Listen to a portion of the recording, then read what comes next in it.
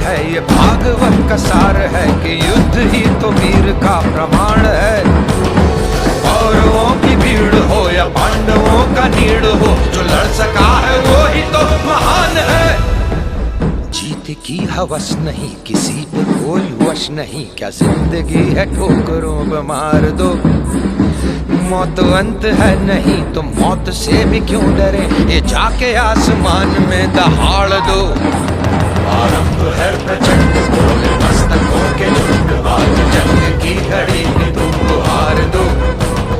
मान बान शान या की जान का हो दान, आज एक धनुष के बाण में